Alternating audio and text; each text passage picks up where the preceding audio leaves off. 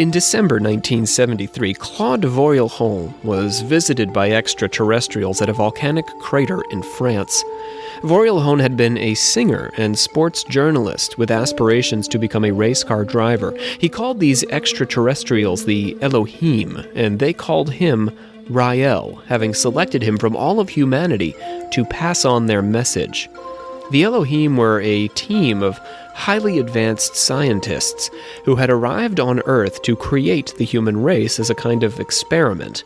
Vorilhon quit the race car magazine he'd founded, Autopop, in order to devote himself to spreading the word of the Elohim through the publication of his book, Le Livre qui dit la vérité, the book that tells the truth.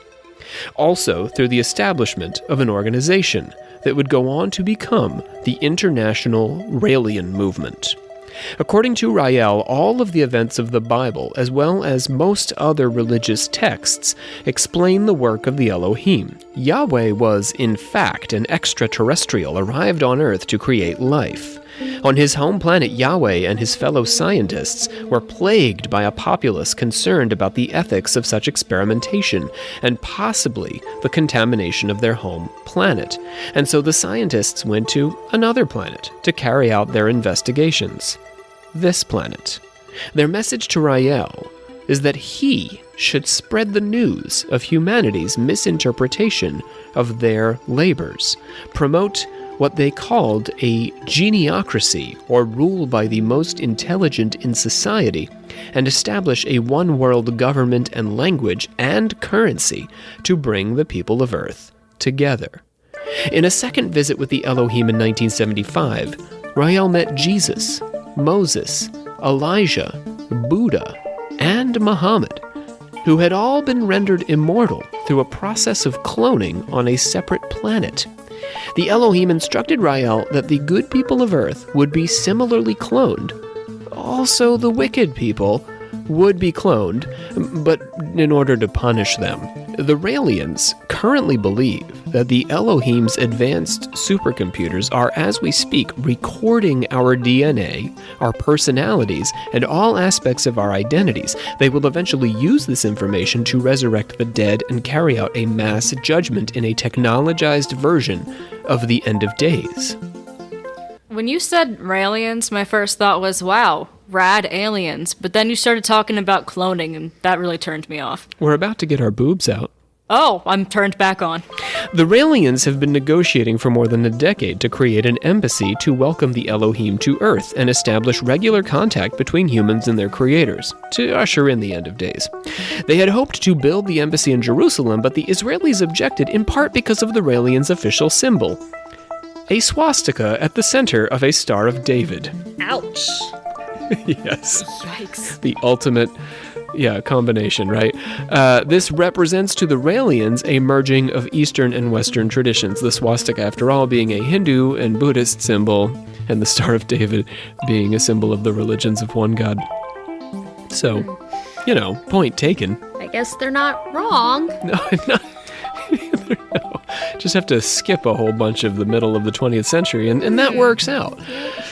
So the Raelians believe that the Jewish people are a blend of Elohim and human, which is unlike any of the other races on Earth, and this is why the Elohim would prefer to be close to their half-engineered, half-biological children when they return. So that's why Israel is the prime spot for the embassy. They considered removing the swastika, but the Israelis were like, we don't care. You're not having an embassy here. According to Raelian guide Kobe Drury, the government of Lebanon offered to host the embassy, for real, but negotiations fell apart when the Raelians again refused to keep their symbol off of the building. Although some of our listeners may be hearing about the Raelians for the first time, they have been relatively good at creating publicity stunts and attracting popular interest. Speaking of boobs, Vorilhon actually raced cars to raise awareness of the movement, including appearances at the 1999 BF Goodrich Tires Trans Am Series and the 2000 Speed Vision GT Championship. That's right, a UFO cult leader raced in not one, but two car races. Probably should have kept with that. He didn't finish too bad. They've protested for women's right to go topless. Here we are with females wearing pasties. There's the boobs. Bearing those boobs. You got to put your pasties on, but we can parade across America with our tatas out. With a general program of sexual liberation, they've also fought against the Catholic Church's historical objection to contraceptives. When the church rejected condom vending machines, the Raelians distributed 10,000 condoms to high school students in Montreal, Quebec. Wow. That's useful, though. Right? Condom vending machines? Yeah, I mean, it makes sense to me. The makes Canadians, sense to me, too. especially in Quebec, they're way ahead of the game. I mean, technically, we have those. But the Catholic Church was like, no, you're not doing that in Montreal. So Vorilhon was like, okay, we'll just give them out. Yeah. To high school students. All this is mostly funded by Japanese businessmen, by the way, just so you're aware. They've also openly advocated for highly controversial experiments in cloning. So whenever we come out with a GMO corn or something, or we start cloning, they're like, yeah, clone some corn and sheep and stuff. And everyone else is like, that makes me feel weird. Here's your contraceptive. Now cloning. Now clone. So the question for us today is, ready for this? Where do these ideas come from? And how do they contribute to our understanding of humanity's obsession with the end of the world? Now, I'm not going to be able to get into the history of toplessness. I think we can all sort of just work that through. One day there was a woman who took her shirt off. But we are going to have to talk a history of these extraterrestrial theories, where those come from. So no religious movement drops out of the sky fully formed. Not even Rael's. And the Raelians are like every other new religious movement before them in that they have offered up a system of beliefs that their adherents have been willing to commit to as a kind of deep governing philosophy that's based on earlier ideas. While we might disagree or find some of their practices strange, the fact that anyone, let alone the tens of thousands, which is not huge, but still nothing to sneeze at, the tens of thousands of people who call themselves Raelians would believe in these things means that there is something deeper at work here than a short history or articulation of their core beliefs, which I've just given you, can really fully capture. The Raelians are but one iteration of a grander theory that has, at the very least, permeated the History Channel, if not actual history. There's a big difference between those these days. Used to be that the History Channel had some history on it, but now it's mostly just aliens. So we're going to figure out what that's all about and where it comes from this very day. Today we're talking about the belief that extraterrestrials, or UFO nauts as they're sometimes called in the literature of new religious movements, bookend human history. That is to say, they are at the beginning of time, and they will return to usher in the end of time. Reptilians. Ba-da-da-da-da. My name is Rob C. Thompson, Supreme Hierophant of the Secret Order of Alchemical Actors and Doctor of Things Occult. Specifically, I think new religious movements and occult movements. I do spend a lot of time on those, albeit not alien ones, so I gotta put that caveat in there. I'm joined, as usual, by Olivia Litterall, our Grand Master. We are going to Sumeria. Right? Yes, we are going to Sumeria. Right now? We're also going out beyond the limits of Pluto. Well, how are you going to book that flight? We're doing it all. Okay. All in a day. That's the magic of podcasting. We've got Bree Litterall, expert on things ancient. Hey. That's all she needs to say to let us know she's here. And Johnny Cook, our patron progenitor. Hello? All right, then. People of few words today. What's going on over there? They've been working on a show over at the Performing Arts Center. They're a little worn down, I think. So much lighting equipment. So much. And puppets. Well, we're going to talk about aliens. Nothing like hours and hours of staring at puppets to really shut you up. Oh, I thought you were going to say get you in the mood for aliens. Both. Yeah. We, the members of the Secret Order of Alchemical Actors, do solemnly commit ourselves to a full and honest telling of the history of the occult as far as we know it. Open up them plugs. Plug, plug, Plug. All right, we're pre-recorded here, so all our new patrons are going to have to wait till our next episode. We're actually putting this up in December, but here you are listening in January. So it'll be the next episode that we'll do our shout-outs to our newest patrons. But we do want to let you know that we are now 4 episodes deep as far as original content on the Patreon. That's 4 whole episodes. You're missing out. That only our patrons can hear. We've got 3 episodes on the Devil's Music, and we have just posted an episode on Ragnarok. For any dollar amount, you too can go on over to the Patreon. Anything. And enjoy. Any dollar amount, we give you access to those bonus episodes, and then as you raise your dollar level, we give more stuff. More and more stuff. Also, we want to let you know that... we have merch. We have merch. We have merch. So if you go on occultconfessions.com, you can find our merch. We've got t-shirts right now. Eventually, I'd like to have more than t-shirts, but you guys got to help me get rid of all these t-shirts to convince Rob. And our final pledge, Final plug for the day is to check out our various social media outlets, because I have already I've planned out what our upcoming year is going to look like. And the only place to get a preview of what we have in store for us in our next 4 semesters, we publish 4 seasons, 4 terms of occult action. You got to go on that social media. So go check us out. We got Twitter, we got Instagram, and we got Facebook. But I don't know who goes on our Facebook. We got the YouTubes as well now. And we got YouTube now. Yeah. Is that social media? It's just media. It'll be up. Okay. It'll be up. Okay. I feel it. There'll be something up there. In my soul. Let's close up those plugs. Plug. The Raelians are the religious expression of a metaphysical theory that was ascendant in the 1970s, and Rael was very likely inspired not only by the Elohim, but a popular craze for this kind of thinking, which had picked up steam in both America and Europe in the late 1960s.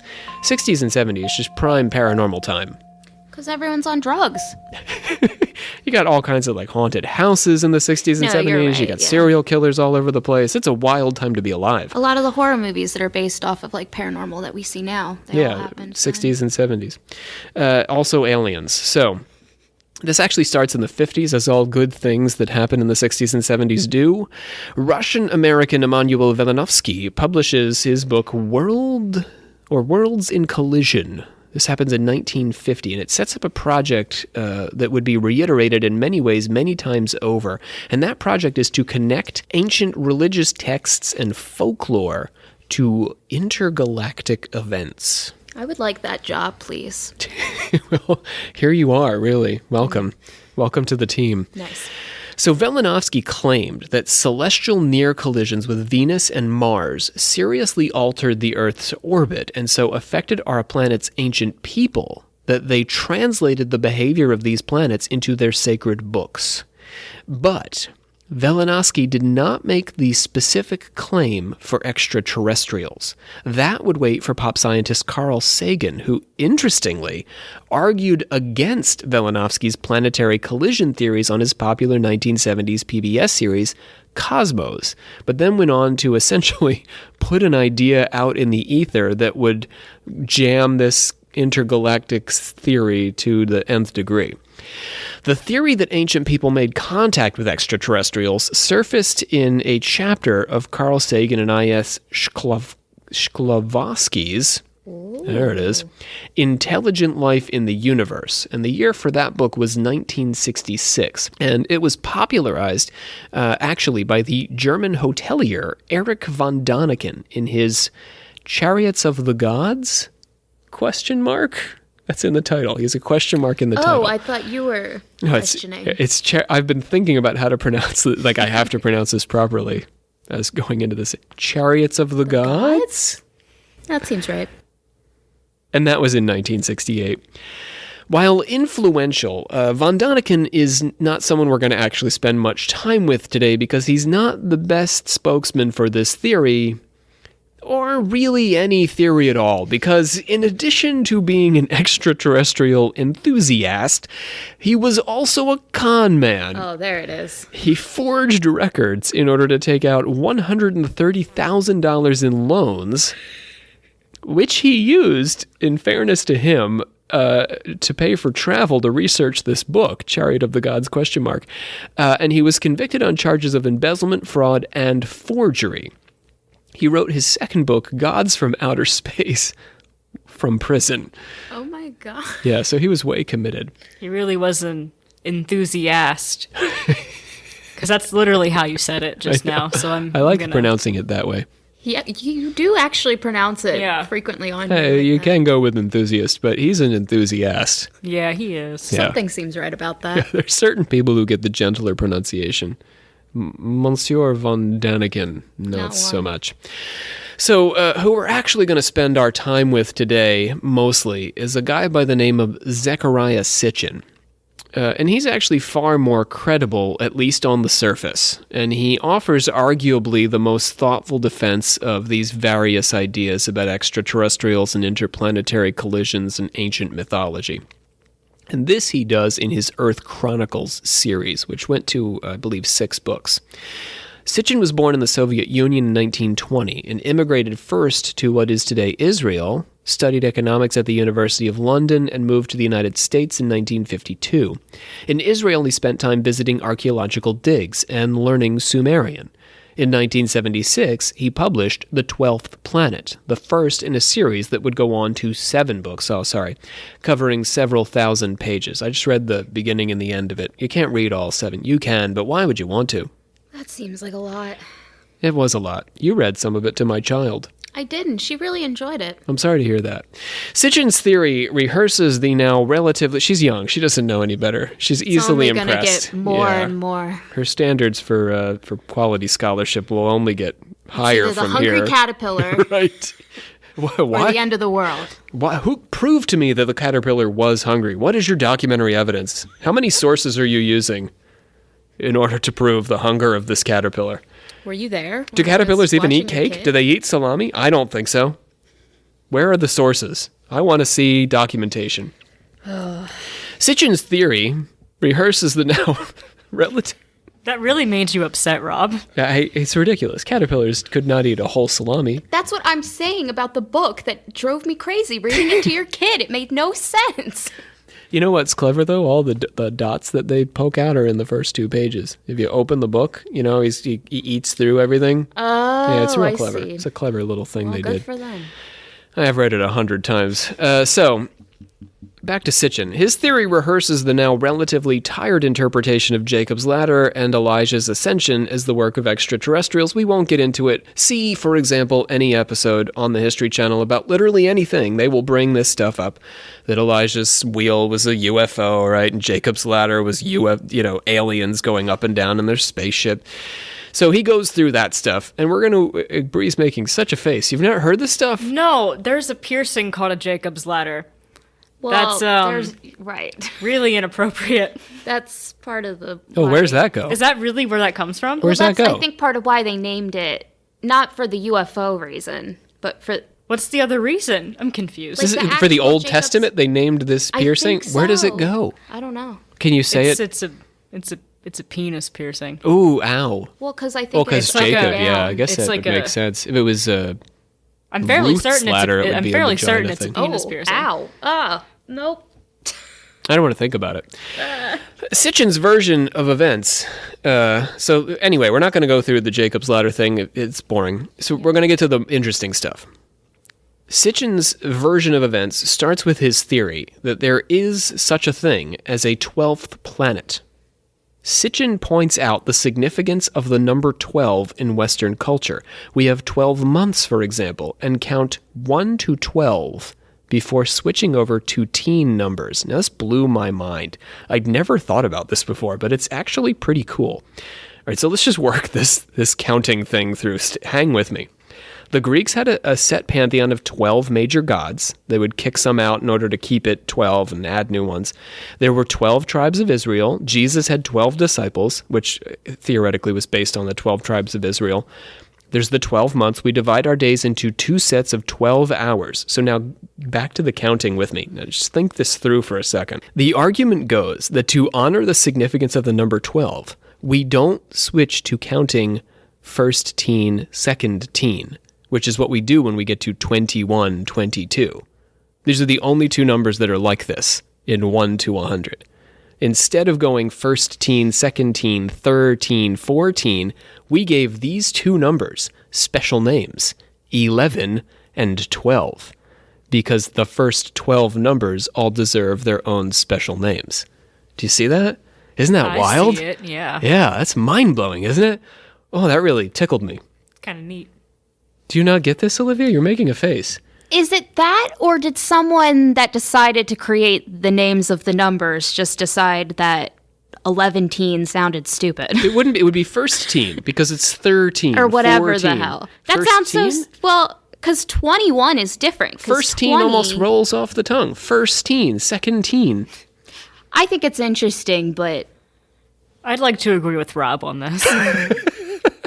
It's pretty cool. It is cool, though. Thank you, Zechariah Sitchin. So we are going to, rip him up and down a little bit today, but he says some cool stuff. Let's pat him on the back real fast. He's a pretty smart guy. I mean, he learned Sumerian. He just has That's crazy ideas that aren't logical, but we're going to get there. Take our time getting into this. So this idea that 11, 12, right, are special, that 12 is special, leads Sitchin to conclude that there are 12 planets. But there are only 8 planets, you might be saying. 9 if you count Pluto. I do. You're right. You've got an excellent memory of the 3rd grade, Olivia. Great. But Sitchin argues that ancient people also counted the sun and the moon in the list, giving us a total of 11. Bree, does that sound good to you? I think it sounds good. All right. But I've read other commentary on this that Sumerians would not have even been aware of planets past Jupiter, so the fact that they could get anywhere near 12 is incomprehensible. But that's neither here nor there. Let's pretend that they did know that there was a Pluto and a Uranus. Is that why 13 is such a bad number? Because it's past 12. Yeah. You got at it. Boy, you're just catching up here, aren't you? No, I'm just saying. Lagging along behind. You're finally the pokey here. little I puppy. don't know if I believe it. I'm just theorizing. The 12th planet. So even if we count Pluto, let's assume the Sumerians somehow knew about Pluto, although evidence suggests that they did not know about anything past Jupiter. Let's assume that they knew about Saturn, Uranus, Pluto, Neptune, and they added them all in. Then we get to 12. And the 12th planet is the sacred planet that Sitchin wants us to learn about, because we've never heard of this 12th planet. We only know about Pluto, and we're not sure about that guy. So this 12th guy, we're sure? You're sure? I'm very sure. I'm also sure about Pluto. It's just astrological stuff with you guys. there. Hashtag justice for Pluto. I'm talking about the planet Marduk, sort of. Marduk, this is the 12th planet. Its name is Marduk, except that it's not the Wait, planet isn't Marduk someone's name? It is. John? Comic book character, isn't it? I don't... Oh, no, you're out of my depth. Who's the comic book? What comic book? I think it's Marmaduke. That is not a comic. The dog? That is a novel. That is a series of kind of children's novels. Thought They he made was a gonna- movie. Marvel, X-Men, No, isn't Book that... 3, Chapter 8. Olivia, I know what you're saying, and it's very right there. Like I can think that Maybe we'll find it sounds. Well, very I'm talking familiar. about a Babylonian bastardization of the planet's actual name because it was a Babylonian emperor/god. Yeah, that's why I recognize it, because of my class. Yeah. Yeah. So, the planet's actual name wasn't even Marduk, so I don't know why we're talking about all this. It was Nibiru. Nibiru. This planet has a long elliptical orbit stretching around the sun and out into deep space beyond the limits of Pluto's orbit. Every 3,600 years, Marduk/Nibiru, who are the same planet, completes its path around the solar system. And several passes ago, this planet was responsible for the formation of our planet Earth. The Earth was, says Sitchin, originally the planet Tiamat. Tiamat. Yeah, I believe that's an earth goddess. Yeah. The tale of Tiamat and Marduk's encounter is recorded in ancient mythology. Marduk, the patron god of Babylon, formed the earth by slaying the goddess Tiamat who was a great sea monster and whose body he used to form the heavens and the earth. I believe the Mayans have a very similar tale about the formation of the earth. How about the Norse folks? Did we have to kill a goddess to create the earth? Yes, well, right? it's the giant Ymir. His body's torn apart, and so like his blood is the rivers, his teeth are the stones, his skin is his limbs are the trees, like things like that. So we killed a guy. A giant. Hashtag feminism. An evil giant. So these events, says Sitchin, are actually a cosmic collision. All of these mythologies are reflecting a cosmic collision. An unstable solar system made up of the sun and 9 planets was invaded by a large comet-like planet from outer space. It first encountered Neptune as it passed by Uranus, the giant Saturn, and Jupiter. Its course was profoundly bent inward towards the solar system's center, and it brought forth 7 satellites. It was unalterably set on a collision course with Tiamat, the next planet in line. Tiamat was much larger than present-day Earth. Initially, Marduk did not smash into the ancient planet, but one of its satellites did, cracking it in half, so a moon slammed into it, one of Marduk's moons as it was passing by Earth. Or Tiamat, I guess, in this case. Then Marduk returned on a second cycle, another 3,600 years passed, to separate the halves by colliding with Tiamat directly. The first half became the Earth, with the great fissures ultimately filling with water to form the oceans. If you think about those deep oceans, they're just big holes, right, in the crust of the Earth. Marduk then broke up the second half into what we now call comets and asteroids. Asteroids form the belt between Earth and Mars, and the comets join Marduk's orbit, shooting off into deep space, or deep solar system. Comets orbit the sun in the same direction as Marduk, counterclockwise as opposed to the planet's clockwise motion, and they do so in a wide ellipsis, which is what Sitchin is saying Marduk does. These collisions caused a shift in Earth's orbit and created a situation in which the planets would no longer collide. Thank goodness. But they would continue to pass near each other every 3,600 years, creating an opportunity for Mardukian or Niburian, who Sitchin calls the Nephilim, talking about the aliens, the residents of the planet Nibiru. It'll create an opportunity for them to come to Earth. I realized I've seen that name on Bibliotheca Pleiades, my website. Your website? Well, it's not mine, but I feel like not that many people visit it. Well, now they will. Nephilim, that's an interesting thing, because there's the realm of Nephilim in Norse mythology, which is this frosted over like planet. Right. I mean, it might be intentional. Sitchin is very well read. He's got a Blavatskyan character to him. He's steeped in many different traditions, but I think with a far more focused project than Blavatsky. And I say that preferring Blavatsky to Sitchin. I think her broad-mindedness was her saving grace. Are they like kind of like angels, sort of? Right? They are going to literally be angels. Right. Okay. But if by angels you mean extraterrestrials. Well, I guess within this theory. Yes. So the Nephilim live much longer than us because 3,600 Earth years equates to a single year for them. They also evolve much earlier than us and have developed technologies far superior to ours, which allows them to visit Earth and then return to their home planet. When Marduk/Nibiru nears Earth, our Nephilim launch a ship that orbits the Earth's atmosphere and serves as an extraterrestrial base of operations. From the ship, the Nephilim descend in smaller crafts to Earth. Sitchin argues that they arrived during the Ice Age and stayed until the Deluge, a mythological event that probably has a correlation in actual events on Earth. Our listeners will be familiar with Noah's flood and also the various versions of this that we discussed, including the end of Atlantis in Blavatsky's book, Secret Doctrine.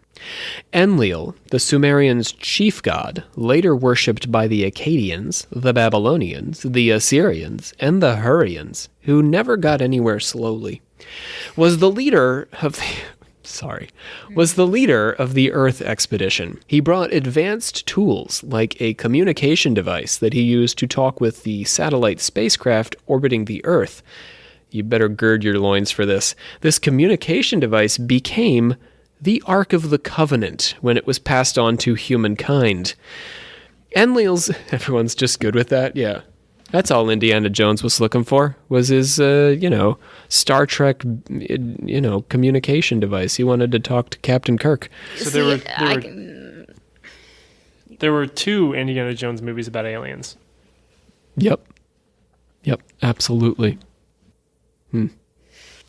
Enlil's mission on Earth was to mine for minerals, specifically gold.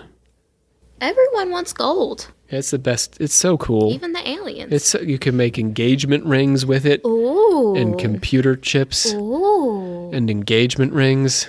Oh. And computer chips. Okay. Yeah. Is it just those 2 things? I think so. I don't think it's really very useful. I think it's a pretty good conductor of electricity, but That seems maybe right. I think there's Copper? easier ways What's to copper? do it. Oh, you just did this. Yeah, we just went through all this. So, the Anunnaki are an underclass of Nephilim who are the subordinates responsible for handling the mining operation. So Enlil is your master commander who has a bunch of other commanders, and then he's got these guys underneath of those commanders, the underclass, the serfs of the Nephilim. But, still like astronaut level serfs. So Does he think that they're snake people? no snake people in this, I'm sorry to tell Sometimes you. they get called snake people. The underclass? No, the the commanders. Anunnaki. Oh, the Anunnaki. Yeah. Why? It's just certain, they get talked about in reptilian circles a lot. But aren't the snake people usually the higher ups, the secret occult masters? In a Blavatsky universe, that's who we're talking about, not the grunts. These guys are in the mines. Talking about what they think. I don't think they're the Anunnaki, Sitchin says, are not literally doing the labor, but they're operating the machines that are doing the labor. No, they were like more of like the head. They were like more in charge than not. No, these guys are underneath because we got this whole class of god Nephilim on top of them. Yeah. But when I say God, we have to bear in mind that we have to relieve ourselves of all the impressions of God and its spiritual connotations. These are just highly evolved people with very good technology. They're just like us, really. They don't have any advanced spiritual, psychic, or any of that sort of stuff. Does not carry along with Some them. people, like, they get brought into machine elves. Like, The Anunnaki? like some people say that's who they're talking to when they're talking to that alien, like, all knowledgeable thing. Which Yeah, not doesn't these really make guys, though. sense here. They're really just guys who operate forklifts. That's interesting. Yep. I mean, super cool forklifts. Sick. Sick-ass forklifts. But that's all. Sick ass. So the Anunnaki arrive along with Enlil and the other commanders in parties of 50, and they gradually raise the number of extraterrestrial visitors to Earth to 600. Eventually, though, these guys we've been talking about, the miners, the Anunnaki, get tired of doing the grunt work, and they mutiny. Yeah, Mutiny! This is dramatic. This book is not without drama. The commanders respond by initiating a new project to create a worker to serve them. Can anyone guess who that new worker will be? Wait, Adam? It's us, yeah. That's, Here we are. That's Gnosticism. It's like the same thing, kind of. That we've been made to Well, mine then, for gold. The Archons made us to work for them and to be their food and their slaves. Oh, no, they're not going to eat us. Well, the reptilians wanted to eat us.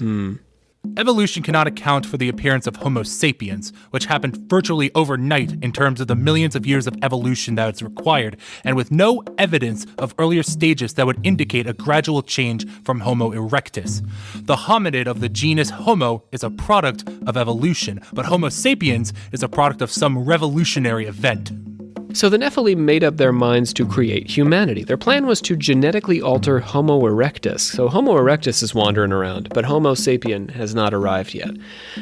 Late to the party. Well, and this is part of Sitchin's point. We're not clear on how we got from Homo erectus to Homo sapien. I've made this point in other contexts, and it is a very good scientific and philosophical question. We're always like, yeah, one day we were scum at the bottom of a pond, and now we're us. But there are these big leaps, and if you walk through the amount of time it takes for a species to evolve, which according to my biology professor friend is, I think, about 1 million years, it feels like it's tough for us to get to this point in the time that we have with life on Earth. And one of those gaps is between Homo erectus and Homo sapien. We don't know how we got from our stooped over hairy ancestor, theoretical ancestor, to us. So Sitchin says, well, I got you. evolution took a big leap forward because these aliens stepped in and started experimenting on the cave people. So, the technique they used included cloning and cell fusion. Now we're looping back to the Raelians. The first experiments were not so successful and involved attempts to cross animals and humans in various combinations. It is quite conceivable that before resorting to the creation of their being in their own image, the Nephilim attempted to come up with a manufactured servant by experimenting with other alternatives, the creation of the hybrid ape-man-animal. The actual Babylonian historian Berosos talks about humans who have wings, multiple heads, the reproductive organs of both men and women, humans with goat legs, horns, hooves, hippo-centaurs. This is a new one by me. They have the hindquarters of a horse. What's the hippo part? I think it has nothing to do with anything. You're just you. It's like you, Bree, walking around, but instead of a butt, you have a horse. But why does it say hippo in the front of it? Why isn't it not just a centaur? Rob just wanted to put it there. I don't speak Latin. No, that was Berosos. Oh. He did that. Oh, it's... Or I was Babylonian. just expecting a person who was from the waist down a hippo. Not even. You don't even have from the waist down. So you still got all your human bits. It's just your butt is a horse. Just the butt? Just the butt. The rest of you got your human genitals and legs and feet and everything. But then you got a horse butt and an extra set of legs in the back. Just the butt. Hippo centaur. That's your word of the day. Is that the origin of the Egyptian gods? Arguably, these are all interconnected, and there's an argument that Sumerian gods are the first gods, right? And that all gods descend from them, including the pantheon of Ra and Osiris and Isis. Because there's a lot of different monsters and deities that are like part man, part animal. Yeah. Well, like in this case, these are not gods, though. These are just like abominations that the gods had. Yeah, like chimeras and things like that. Yeah. But they made them through cloning and cell fusion. And this historian, this actual Babylonian historian, recorded their existence. So bizarre stuff. Also dogs with fish tails, horses with dog heads. Ooh, I like Those the things. dogs with fishtails. So those are all the cool ones. There are others, but those were the cool ones I picked out. So these various beings were not up to the task of running and working the mining operation. Imagine that, because you had this extra butt that you didn't know what to do with. That's not going to be useful. So Too thick. right, too thick. There's too much. How are you even going to get in the mine with that? Or dogs with fishtails. Like, what are you going to do with that? What are you going to do with a dog with a fishtail? How's that going to mine for gold? Wait, so you have two butts? No, you have the one butt. Your human butt has been replaced by a horse butt. Okay, because I was really confused on how the bathroom would work with that one. Just a horse bathroom. Not two butts. Okay. One butt. Thank One you for butt. clarifying. So I'm glad we spent some time on that. I think it was worth it. So the Nephilim are like, boy, all these crazy fish dog things, they're not helping us mine for gold at all. What were we thinking? Putting a dog and a fish together and expecting it to mine for gold. We need to fix this. We need to come up with something smarter, sleeker, and more like us. So they fertilized one of the female cave women's ovum with extraterrestrial sperms and implanted it into the womb of the goddess Ninti. Bree is not having that cocktail. No, I'm really not. Well, you're not the goddess So- Ninti. They took one of the cave woman's eggs and they put it in the goddess with the sperm. Why didn't they just knock up the cave woman?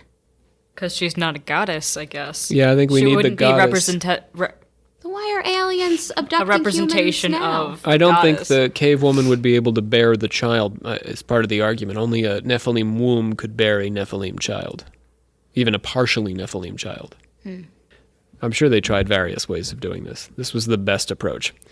Adapa, transliterated to Adam in the Hebrew Bible, they cloned from him. He was the first guy. And then they cloned the original in both male and female versions in the wombs of 14 birth goddesses. So we got a whole team. 14 birth goddesses full of Adam's clone. Adam was that first guy in the Ninti. Having created humankind, the next order of business was to destroy it. As one does. Right, so you think about the Genesis story, from Adam to... It's all just Genesis. There's like a whole bunch of the rest of the Bible. But you got Noah and Adam, that whole line gets done in a few chapters, really. Same situation here. No sooner do we create humanity than we got to blink it out of existence. This is the deluge, or as I like to call it, Apocalypse 1.0. So the humans, being genetically modified hybrids that we were incapable of reproducing with each other, because hybrids can't generally reproduce. There's something about mules that he writes into this book. I don't entirely understand it, but apparently isn't a mule a cross between it's a horse and a horse and a donkey, but if you put a mule with a mule, you can't get another mule. No. Yeah, the same situation for the humans. I mean, whatever we were. The Homo sapien. We could not reproduce because we were hybrids with the Nephilim. What we had to do was have lots and lots of sex and not worry about it. Boy, that's rough. Could be worse. Could be worse. That is, until our extraterrestrial masters, seeing how hot we were, on account of the fact that they made us look an awful lot like them, they were like, "Whoa, these guys are pretty hot. Look at them. They look like us. We're pretty hot." Also, those guys. They decided it would be fun to give us some sweet, sweet Nephilim lovin'. Give us some sweet, sweet Nephilim lovin'. Sexing us up. So the Nephilim are represented in a game series that I play, Diablo, where they are the children of angels and demons. And angels and demons? That's Yeah. not very Enochian of them. In this universe, the angels are beings of pure good and demons are beings of pure evil, and the Nephilim are more powerful than both of them because they contain both. Are they like Good. fallen angel kind of deal? No. Oh. No. Do they sex cave people? They sex angels and demons. Oh.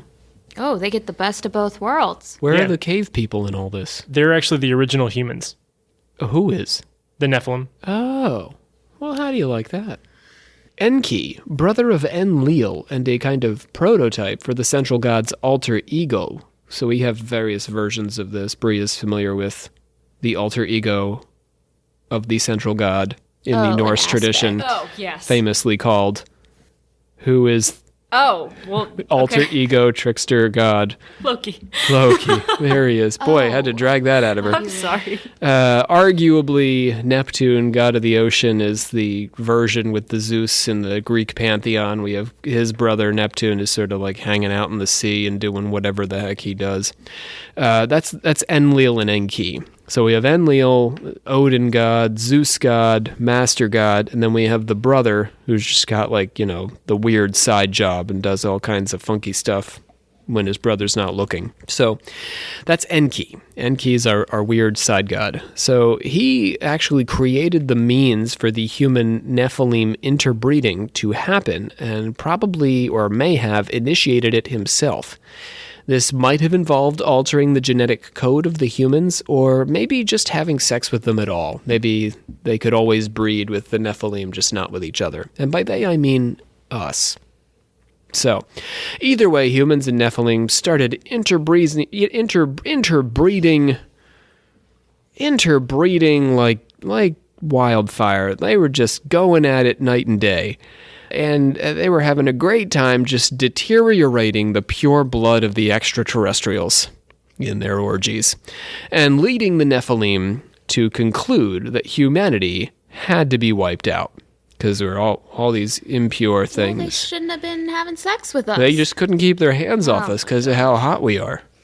I mean, look at us. But we gotta be taken out because of what they did. I agree that it's unfair. All we were being was hot. That's all we were It's doing. like canceling It's the like Victoria's slut-shaming. Secret fashion show. Yeah. Same thing. Oh, wait. We went two different places. I don't actually have strong feelings about the Victoria's Secret fashion show. I don't think I've ever watched it. But it's kind of like that. We got canceled. It mostly got canceled because of the trans thing, though. Oh, I didn't know about that. Yeah. They didn't we're going to have a trans person?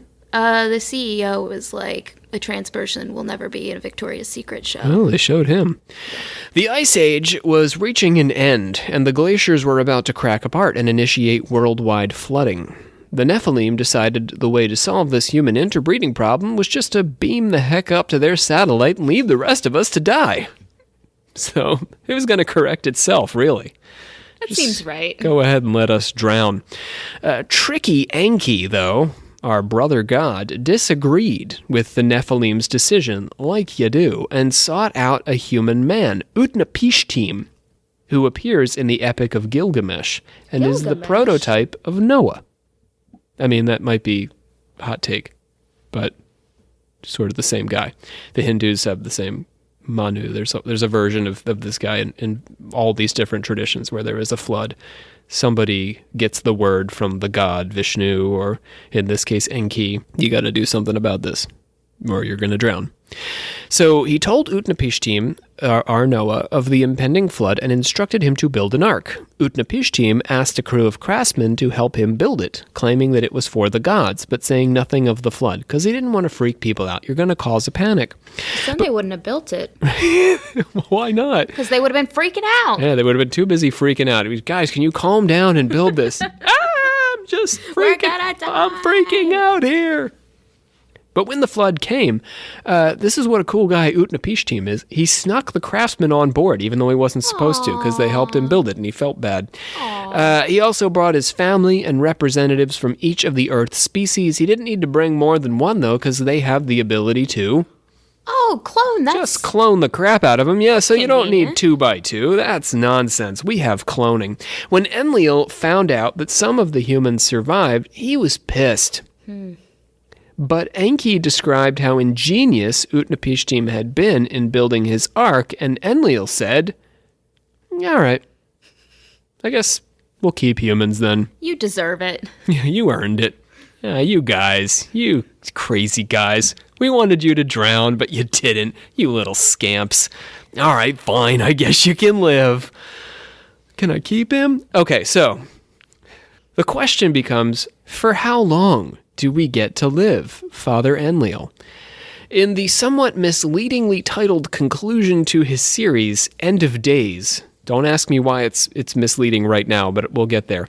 Sitchin argues that there have been a series of cataclysms since the famous deluge, each timed to the interactions between the roaming planet Nibiru and our home planet Earth. Nergal! Remember Nergal? Why is that familiar? We've talked about Nergal before, when we talked about the Babylonians. Was that some demonology? Yeah, I Yeah. remember that. 'cause At I that kept time, reading we did about not it. know who Nergal was, but Nergal's kind of a big deal in the Sumerians. You hadn't taken the class yet, Bree. You hadn't learned much No, about but I Sumeria really yet. hardcore made fun of his name. Yeah, Nergal. Well, now you know all. Did you learn about Nergal? Yeah. He's a Yeah. big deal. So, god of the underworld. At the time, yeah, we were like, oh, it's silly Nergal, but he came back. Nergal came back for us, which is a lesson that we need to be cool to Nergal. So he took control of 7 nuclear weapons. So FYI, yes, be super cool to Nergal, because the Nephilim apparently for some reason brought nuclear weapons with them to Earth that Nergal got his hands on, and then he wielded them in a war between the gods. Enlil, the great leader of the gods on Earth, fell into conflict with Marduk, son of his brother and rival Enki. Nergal, who was another of Enki's sons, sided with his uncle Enlil against his father Enki and brother Marduk. Got me so far? So we got Daddy Enlil, and he's with the nephew Marduk. No, he's with nephew Nergal. And then we got Daddy Enki with son Marduk. Oh, okay. Yeah, so 2 and 2. But guess who's got all the nukes? Nergal. Everyone rushed for the mountains where they were hiding the nukes, and Nergal was like, got here first. They're mine. Gotcha. Bitches. And yes, because, bitches, he destroyed the whole of the ancient world as it existed in 2024 with these nuclear weapons. Oh, okay. Nergal took it out. He nuked everybody. Apparently, 2024, there's some evidence that there was a great cataclysm among the ancient peoples. And these events were actually recorded in the Bible as, can you guess? The destruction of, starts with Sodom and ends with a... Yeah, there it is, Sodom and Gomorrah. So the destruction of Sodom and Gomorrah was actually Nergal nuking the ancient world. So that marked the end of the Sumerian and Akkadian empires and the beginning of the Babylonian and Assyrian empires. 2024. Nergal's plan to destroy and prevent the dawn of a new age didn't work out very well, since nuclear weapons are not especially precise instruments, and people managed to survive enough to start brand new civilizations, namely Babylon and Assyria. Oops. Nergal. Swing and a miss, my friend. We'll catch you next time. That's it for Nergal. Say goodbye to Nergal. Aw, bye, Nergal. See him again next Sorry, time. I made fun of you. Can you stop blowing us up? Thanks. Marduk survived and went on to replace Enlil, ushering out the Sumerian age of the bull and inaugurating the Babylonian age of the ram. Meanwhile, the Jews were preparing for the return of Anu, or Yahweh, as the planet Nibiru had begun making its way back to Earth. Anu is the god who's running things back on Nibiru, home planet, so that's essentially Yahweh. And the Jews are not interested in all these gods fussing around on Earth. They want to get back to Anu. So the planet isn't Marduk. Well, it is and it isn't. It's named after him. See, now you're beginning to get at the complications in Sitchin's argument there, John. Very perceptive of you. It both is the planet and is an actual literal person, a Nephilim. It is both things. And yet the mythology does not differentiate Marduk from Marduk in any way. Marduk is always Marduk. So Sitchin's argument is already beginning to unravel. So he is both a person and the planet simultaneously. Yes. But when he's the planet, he has a different name. Except that he doesn't. Yeah, yes, you're right. The planet has a different name than the planet, which is its name. Nice. Yes. Oh, I see what you're saying. So when Marduk is slaying Tiamat for the Sumerians, or for the Babylonians, it's just Marduk. And then it's still Marduk when he's doing all this stuff founding Babylon. But John's pointing out that in one story he was a planet, and in another story he's an alien. Oh. Sitchin does not get into these complexities. Failing in the argument for sure. So working through the Ark, back to the Jews, working through the Ark of the Covenant, which again is a communication device that we use to talk to the Nephilim, the Jewish King David received the plans for the temple the Yahweh wanted him to build in Jerusalem, and his son Solomon carried out these plans, constructing the temple in which the prophets would communicate with God, right, in the Holy of Holies, and that God could use as a landing site for his skyship. That did not make it into the Song of Songs. Can you just say that one more time for me? So the temple was the place where you could communicate with God, and that God could use as a landing site for his skyship. Why does God need a skyship? Because God is an alien like you and me. He's got to get around somehow. He's not God. I mean, he's not the way we conceive of God. All of our spiritual connotations. I promise you, I will wreck this very soon. I'm about to wreck it all. This is hurting me. But I got to finish setting it up before I can knock it down. It's just like his child in blocks. John has already begun knocking. Yes, it's true. You can't set up a block before she swoops in and knocks them all down with glee. Yeah. But John's already been knocking down some blocks here, so this tower's teetering. So Jerusalem wasn't the only city vying to receive the gods on their return. Nebuchadnezzar, emperor of Babylon, swept into Jerusalem, captured it, and 11 years later destroyed Solomon's temple in order to assure that Babylon itself would be the landing site. So there you go. If you want to get God to land in your town, destroy the temple he demanded be built in his name, and then tell him he's got to go to your temple. God loves that. He's going to be like, damn it. This is very sarcastic advice, friends. Anyone out there listening thinking of building a temple, don't destroy other people's temples. God does not like that. Don't take his parking space. No, don't take God's parking space. Don't be like, hey, we got you a better parking space over here. Isn't that cool? Because when God really liked the first one, he's going to keep parking there no matter what. God is God. He's picking his top choice first. But you just said he's not God. Well, I mean... but he is, but he's not. He's got nukes. He's a planet. The ancient peoples of the world were wrong about God's return. In fact, the Nephilim lingering on Earth, including Enlil and his son Sin, beamed back up to the mothership. Sin or Nana was one of Enlil's sons and was worshipped primarily in the cities of Ur and Haran, and when the Babylonians invaded and captured Haran, Sin packed his bags and zipped off into outer space. So, they thought that God was coming, but God was actually leaving. When the planet passed again, God was packing his stuff and heading out of town. In South America, and this is how God did it. Ready? God goes to South America. In South America, the Incas were also attempting to receive the gods with their Nazca lines. These are famous, enormous shapes covered in stone. Have you seen these? John's nodding appreciatively. They're sort of like crop circles, but they're more permanent. Oh, I've seen them on the History Channel. On the bloody History Channel, yeah. Explore your world. What is the History Channel? Yeah. Yeah, I don't know. Explore our nonsense. These enormous spider and bird shapes were actually landing sites for spacecraft, said 100 History Channel specials. When the Babylonians destroyed the temple at Jerusalem, which the gods were going to use to beam back up to the mothership, they traveled to South America and beamed back up to the mothership. So humans keep building these towers being like, God's coming down, God's coming to us, and God's just making an exit plan. Anu on home planet is sending the plans to King David and Solomon to build the temple so his son Enlil can get back home. They think Anu's coming down. Nope. Not going to happen. So we've got a couple of end of days so far. We've been through some ends of days. We've been through the deluge, and we've been through the nuclear disaster, Right. and now we've been through the God's departure. Those are all various different ends of days. So we're good now? Unfortunately, we are, because Sitchin does not give us any details about our end of days, about the next end of days. Oh. And that is why I said his title was very misleading. You're right. He offers us no vision of our own apocalypse. The only thing he'll commit to saying is that if the gods made their departure from Earth around 560 BCE, that most recent end of days, the home planet of our extraterrestrial creators should be back around Earth's orbit around the year 3000. So... That's coming up. Sort of, yeah, kind of. My first thought was the Jonas Brothers song. Been to the... We can't sing it here. Oh, wait, no, I can't. Damn it. You all know. You either know or you don't. The year 3000.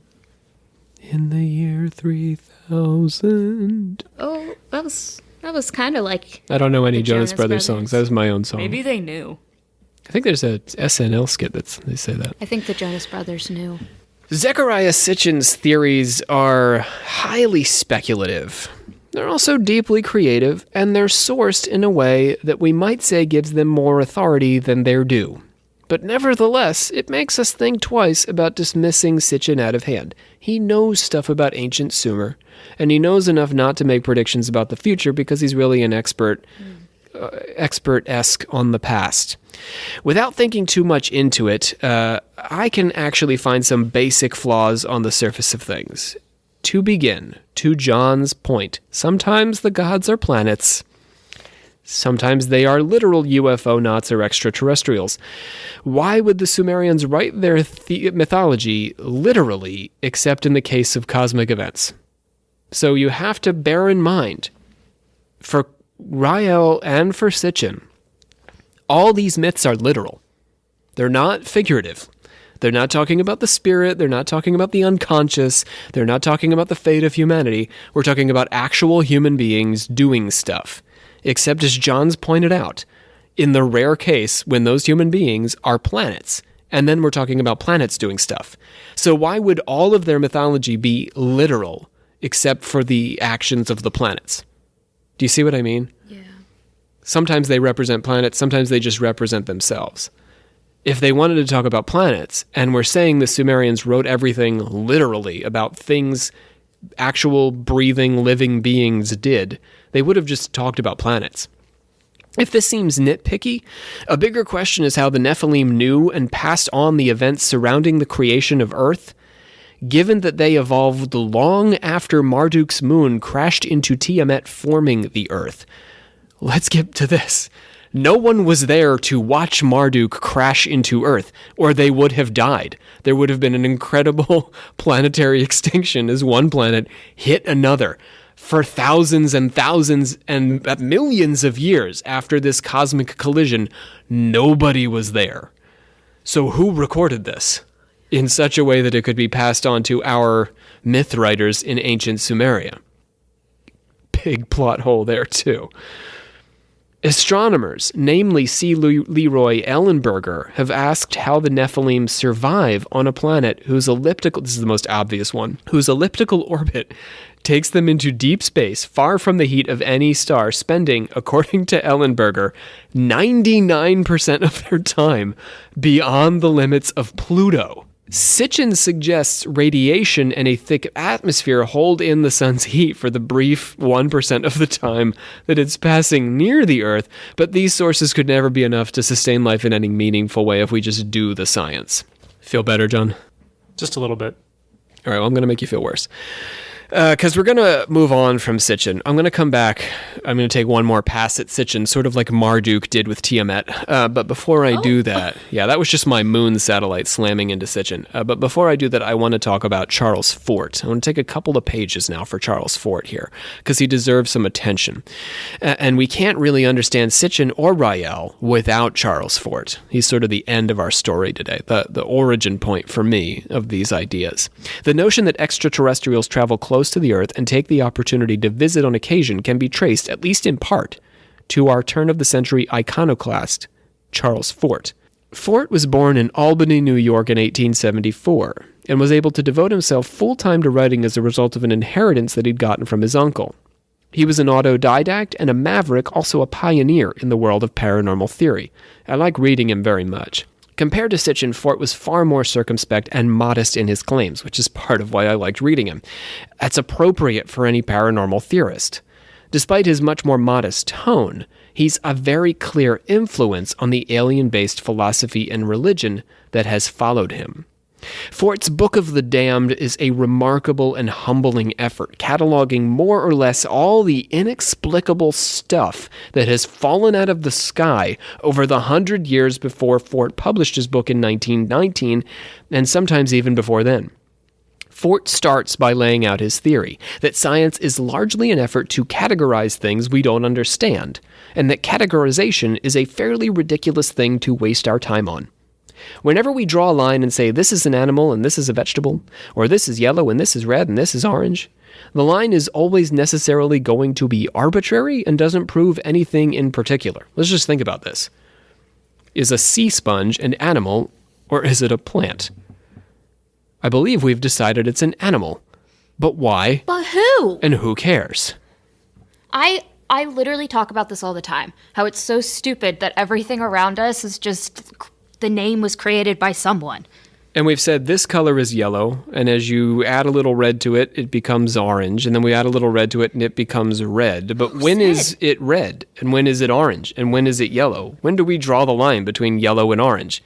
This is Fort's point. All we're doing is drawing a bunch of lines that are meaningless because we arbitrarily decided what was yellow, red, and orange in the first place. Because there was a time we didn't even have color. Like, we didn't have a name for colors. Arbitrarily drew lines all over the place. So it's not really a postmodern point about language so much, but it's absolutely a point about categorization. That all we're doing in science is categorizing a bunch of stuff to make ourselves feel better, but it's not really contributing anything to the way we understand any of it. This whole project of categorization is designed to also leave out the things that science can't explain, the outliers that they simply ignore because they can't find a place for them in their arbitrary system, or they explain them away using the system that they've created. Damned phenomena, in his Book of the Damned, are those things that science explains away in its own terms, even though its own terms are woefully inadequate for the job. Let's take meteorites, for example. The notion that they came from space used to be laughed at as a ridiculous idea. They were explained away as having been kicked up by lightning strikes or spat out in volcanic eruptions because that was all science was willing to deem reasonable. Until scientists accepted that it's possible for meteorites to actually arrive from outer space. And now we have a category for it. So let's hear from Fort. Nothing has ever been finally found out because there's nothing final to find out. It's like looking for a needle that no one ever lost in a haystack that never was. Okay, so back to that stuff falling out of the sky. Fort pulls up reports of elephant-sized hailstones in India and saucer-sized snowflakes in Tennessee. These are strange, but still fairly normal compared to the yellow substance that smelled like charred animal flesh that fell out of the sky in Italy, Spain, and France, all in the year 1870, a black rain that fell in Ireland, Scotland, and the Cape of Good Hope, and the red rain that fell in Australia and Europe in February 1903. I think myself that in 1903 we passed through the remains of a powdered world, left over from an ancient interplanetary dispute brooding in space like a red resentment ever since. The yellow and black were the remains of a pulverized spacecraft, says Fort. Okay, because I've heard about those rains and, Yeah, so the red rain is just this looming cloud in space of, some sort of cosmic disaster. And then we've got yellow and black rain coming from pulverized spacecraft over the Earth's surface. It gets stranger from there. Fort records a series of episodes in which, follow me here, fish, adolescent toads and frogs between 1 month and 2 months old, no older, no younger, and an unidentifiable space jelly appear across the globe. John, you've heard of these things? Oh, yeah. I've heard of this too. Where have you come across this? Can you remember? There was a book I had, like a coffee table book about a whole bunch of paranormal stuff, and there was a whole several pages on that. On space jelly? Or adolescent just all the frogs? different rains. The rains. The various weird rains that have happened. How about you guys? Can you recall? mine's from like podcasts that I've listened to about yeah, supernatural Mysterious They always Universes bring talk up about in this. alien stuff. stuff. Yeah. Aliens, yeah. Well, let's see what Fort has to say. April 1836 in Allahabad, India, a fall of chalwa fish that turned to blood when fried in a pan. That's Yeah, weird. right. They were like, ooh, fish, let's eat them. Also, props to those people to eat fish that came Fell from out the of the sky. sky. I mean, Skyfish. I would. I love that. March 3rd, well, they tried. They didn't end up doing it because they Right. turned to blood. March 3rd, 1879, in Olympia Springs, Kentucky, there were beef flakes that fell from the sky. It's like fish food. Like we're being fed fish food Beef from the flakes, yeah. sky. That's a nice idea. Wait, just hold that thought. A member of the French Academy brought in some atmospheric jelly for analysis. It was never spoken of again. They said never. Don't. Sacre bleu. Mon Dieu. Take this space jelly from away from us. Germany, 1844. A witness saw something luminous fall from the sky, and searching the area found, yet again, a mass of gelatinous matter. In August 1894, in Bath, England, jellyfish, the size of a shilling, descended to Earth. Fort is famously sarcastic in his work, a kind of academic nihilist dismissing humanity's impotent attempts to make sense of our vast and mysterious cosmos in any conceivable way. He puts out theories, but in a tone that most interpreters read as a kind of satire. I shall have to accept myself that a gelatinous substance has often fallen from the sky. Or is that far up or far away? The whole sky is gelatinous? I think myself that it would be absurd to say that the whole sky is gelatinous. It seems more acceptable that only certain areas are. His most infamous of these sorts of explanations is his Super Sargasso Sea. The notion is that there is somewhere aloft a place of origin of life relatively to this Earth. Whether it's the planet Genesistrine, or the moon, or a vast amorphous region superjacent to this Earth, or an island in the Super Sargasso Sea, should perhaps be left to the researches of other super or extra geographers. But if Fort is only pulling our leg about a Super Sargasso Sea, what is he willing to believe in? For the answer to that, we turn to yet another strange something toppling out of the heavens. Thunderstones. Thunderstones are carved stone objects that appear in largely uninhabited areas witnessed by indigenous peoples and farm workers across the globe falling through the air. In Central Africa, Malacca, Sumatra, and Java, for example, stone axes appear near or in trees that have been struck by lightning. Rocks with mysterious writing appear at various locations around the world, and Fort suspects these have been left by explorers from other worlds. And still, in our own heterogeneity, or unwillingness, or inability to concentrate upon single concepts, we shall, or we shan't, accept that, though there may have been a lost colony or lost expedition from somewhere upon this Earth, and extra-mundane visitors can never get back, there have been other extra-mundane visitors who have gone away again. I think we're property. I should say we belong to something, that once upon a time this Earth was no man's land, that other worlds explored and colonized here and fought among themselves for possessions, and that now it's owned by something. There's Thunderstones in Pokemon, Rob. What's that like? What do they do? You need them to evolve certain Pokemon. Well, maybe you could get evolved if you got yourself a Thunder Axe. To like Thunder Olivia? I think to Axe Murderer Olivia. Oh, I'll take that too. Here, Fort gets weird again. He attempts to connect the appearance of Sasquatch-sized footprints with the various traditions that hold belief in fairies. Follow me here. He hypothesizes the existence of 2 planets, both of which pass close to the Earth periodically. This should start to sound a little familiar. Fort calls these planets Monstrator, home of the extraterrestrial Bigfoot, and Elvera, home of the fairy folk. Monstrator and Elvera. We believe that we have fairies on Earth. We believe that we have Bigfoot on Earth. But the truth of the matter is, they're just extraterrestrial visitors whenever their planets get close to ours. That's why no one can find Bigfoot. Right? Because he's just teleporting in and out to his home planet. That's the stupidest thing I've ever heard you say. So funny. And again, because it's Charles Fort, we don't know if he means it. Yeah. He could just be pulling our legs about Elvera and Monstrator. A large satellite-like celestial body has been seen near Venus 7 times since 1645, and Fort says this celestial body, called Neith, visits for a while and anchors, and then goes away and comes back again. In the same vein, there's a hypothetical planet Vulcan orbiting between the Sun and Mercury. Urbain Le Verrier, who calculated the position of Neptune, believed in the existence of Vulcan. On March the 22nd, 1877, he believed he would be able to see Vulcan through a telescope, but the planet did not appear. Fort says that Vulcan failed to appear because Le Verrier believed there was only one Vulcan, a single planet, when in fact there were several, and these several Vulcans and Venus's satellite weren't actually planets or moons, but... Can you do this? What are they? They're not planets. They're not moons. They are spacecraft. Oh my god.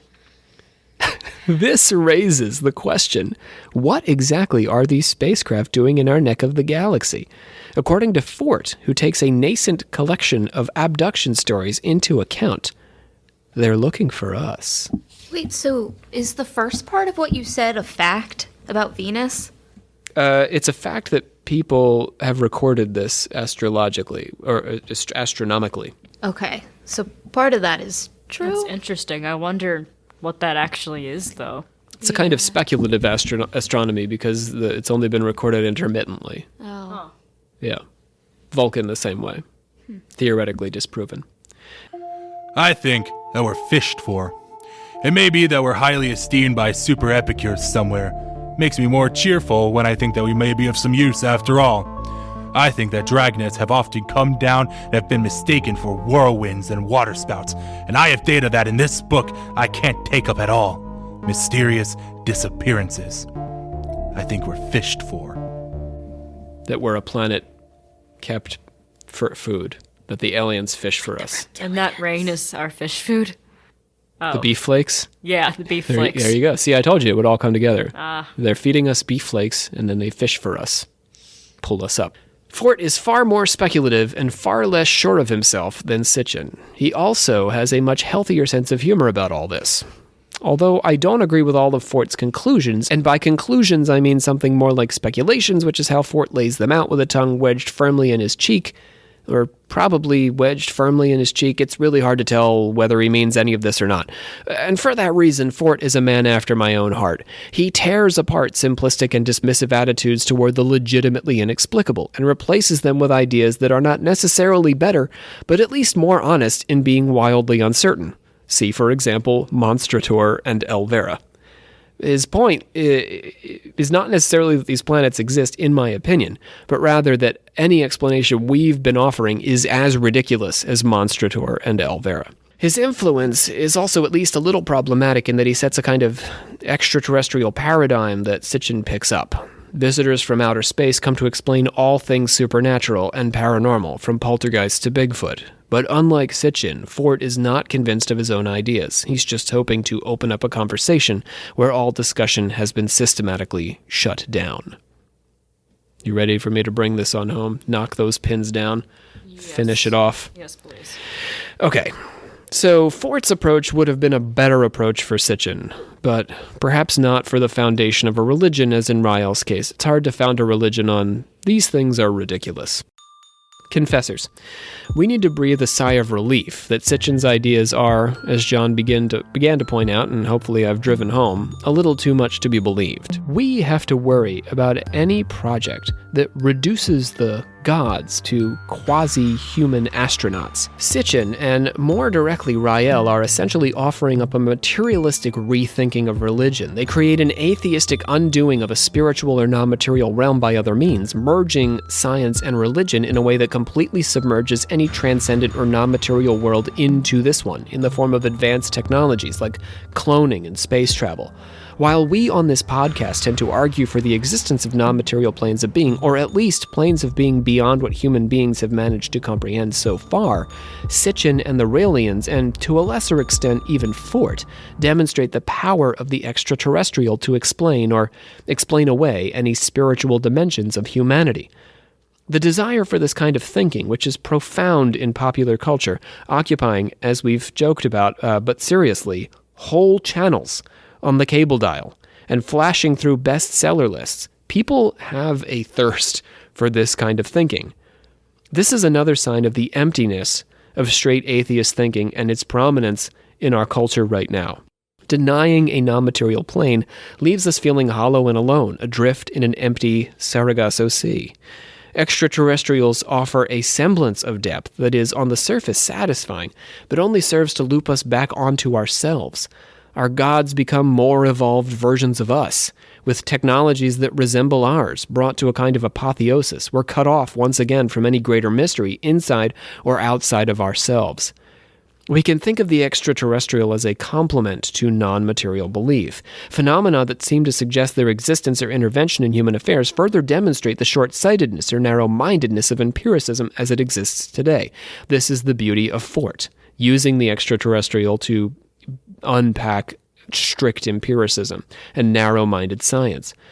Extraterrestrials are, after all, a hallmark of paranormalism, along with ghosts and Bigfoot. But also, as Fort shows, they have the capacity to disappear their compatriots in the paranormal world by becoming our angels and demons and monsters that we might otherwise believe in. They threaten to become a theory of everything that transforms all outliers in the empirical realm into an extraterrestrial, committing the exact same error that we accuse science of eliminating outliers, but in this case by subsuming them through speculative theory. Going all the way back to our Mayan episode, Jose Arguelles offers up a much friendlier take on the galactic visitor. For Arguelles, they intersect with a project to advance consciousness such that the natural human, and not the technologized human, is able to achieve an occult enlightenment through an elevated consciousness. While we question the cultural premises of Arguelles' ideas, the fundamental idea that human consciousness is a mysterious and powerful force that connects us to much vaster regions of being than our empirical science is willing to recognize is a central premise of our podcast here. In our reading of mythology, the Sumerian gods are some of humanity's most sophisticated articulations of the powerful inner forces within ourselves that potentially correlate to non-material, supernatural forces outside of ourselves. There is room and potentially evidence for extraterrestrials in human history and experience, and they may even help to explain some of the paranormal occurrences that academic science tends to dismiss as outliers. But it is too much to claim that they are the final explanation for everything. There is, finally, too much evidence for an occult or spiritual dimension to allow aliens to carry it all away into deep space. So you're not saying no to aliens? No, that would be against a basic principle of the work that I'm doing here. That they remain possible. We cannot dismiss them out of hand. We also can't turn them into super reptiles? Aliens. Well, whatever. A conspiracy theory, essentially. I mean, my thoughts on aliens are I'd like to think that they're there so that if we really shit the bed on our existence, there's something else out there to continue theirs. What if they already happened? Well, that's the thing is in my head, it's possible that they could have happened or they're in the process of developing to happen. You know what I'm saying? I mean, aliens could just be as simple as there was life on Mars. Yeah, and at least if we screw up, there's still something out there superior that can continue to exist and maybe grow. Yeah, they don't know we're here, probably. Or inferior. Yeah. As long as it's out there. Yeah, that's, yeah. As long as it's not just a planet. As long as it's not just Yeah. a giant hunk of rock moving through space. Yeah. We really do exist under the premise, though, that if there is something else out there, it's coming for us. Like, that is just... Whenever we think aliens, our next step is Yeah. what does that mean for us? It's never...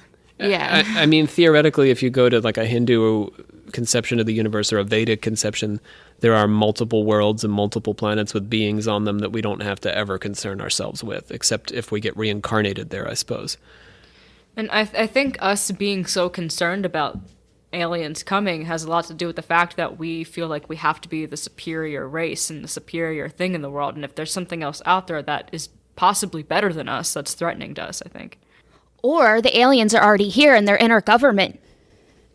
You just had to get that in, didn't you? I did. It was a little bit building. It was just like in there. And Surprised it took her this long. Bring us on home, will you?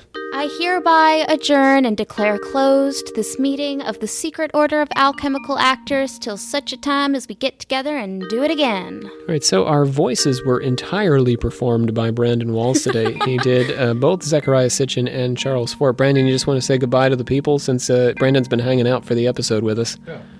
Hi, and goodbye. That was beautiful, Brandon. Wow. Truly. The voice acting on that. The voice was remarkable. Beautiful. We've got Bree Litterall sitting over there talking Sumerians with us. Yeah, I just realized the only time I did the metal thing was like way early on. Well, you're a little worn out from all those puppets earlier today. Yeah, you're not wrong. Johnny Cook, our patron progenitor. Howdy. Why does everyone always say goodbye. hello at the end? Oh, yeah, and then you remember that we're leaving. I'm always friendly, Rob. Yeah, you are a friendly guy. That's why I think the aliens will keep you as a pet. Olivia, our grandmaster. Don't forget the Eisenhower Treaty, guys. Lock your doors, your windows. We're all game. My name is Rob C. Thompson. I am the Supreme Hierophant of the Secret Order here, saying goodbye, and I don't think you're game. On our next episode, we are going to... It'll be my last episode in the Apocalypse series, but not the end of the Apocalypse series. We've got two more to come here. I'm going to be talking cargo cults in Papua New Guinea. And then that's going to be exciting. It really is. It's going to be a fun episode. And then Olivia is going to be doing doomsday cults, and that's going to bring an end to this series. Doomsday! Thank you. Mark your calendars. We'll talk to you next time. This podcast is recorded at the Scenic Cadby Theater, Chesapeake College on Maryland's Eastern Shore. Take care.